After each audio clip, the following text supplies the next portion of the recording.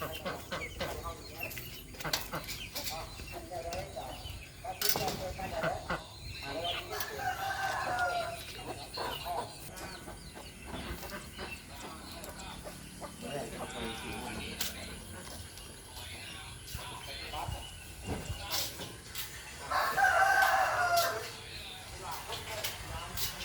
อ้อย่างเจ้าถ่ายลง YouTube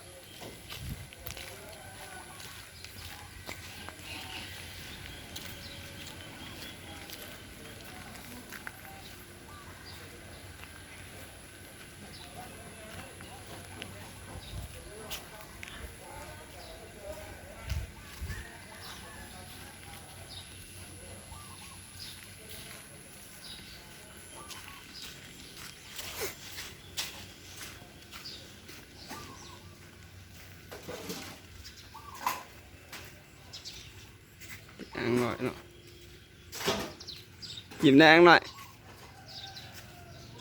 เอาลง YouTube เลย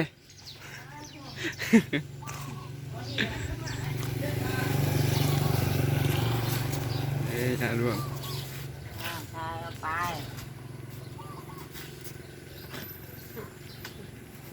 ตุกดังตุกเก๋มาถ่ายครับโอ้ยกับงูเอาว่าเนาะมันบ่ได้ได้แต่ว่าเอาไปให้พ่อดอน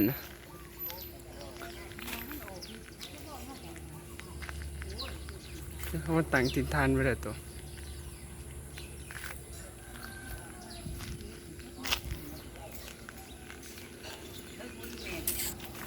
แม่งัวพอจริงงัวพอดอก โอ้พ่อดอนบรรยากาศยามเช้า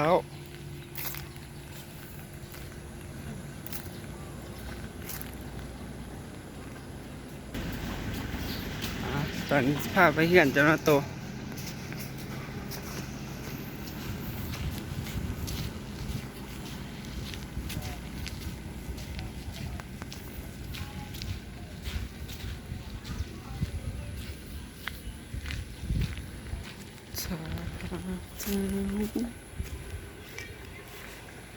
ลุงตูนนั่น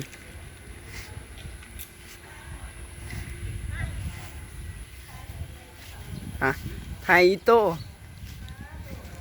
มันว่าไทยบรรยากาศไหนไหมนะ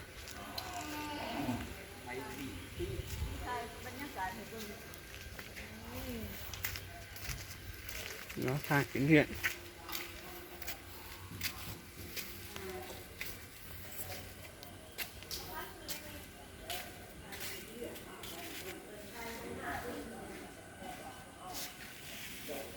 เห็นมุมกันได้เลย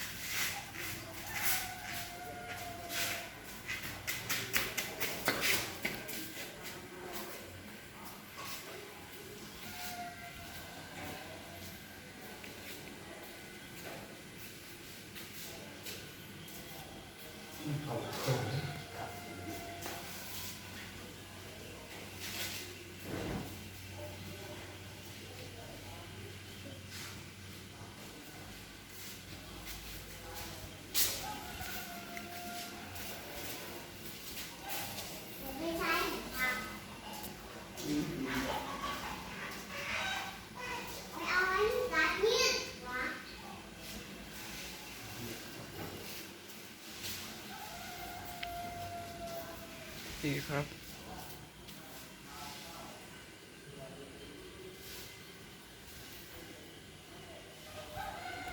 สวยมากเลยครับ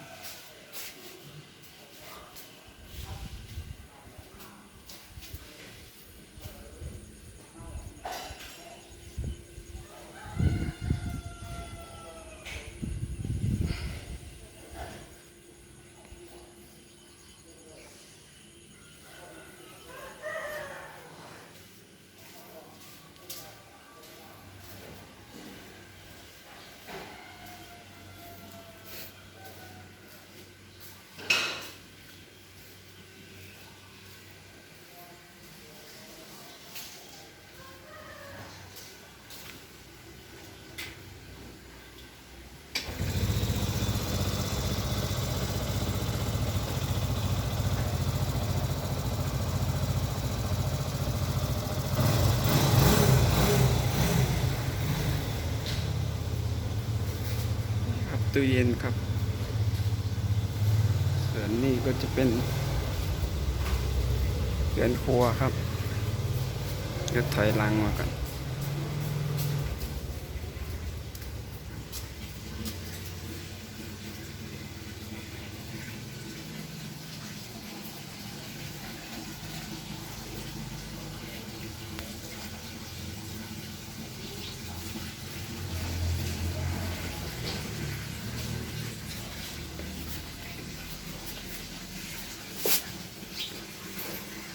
นี่ก็จะเป็นห้องน้ำ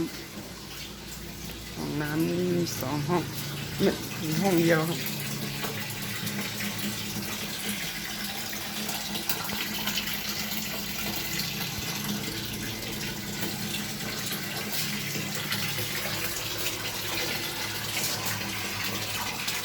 ก็กว้างอยู่นะ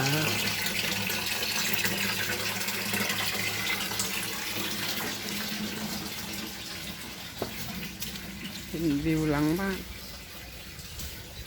ก็จะประมาณนี้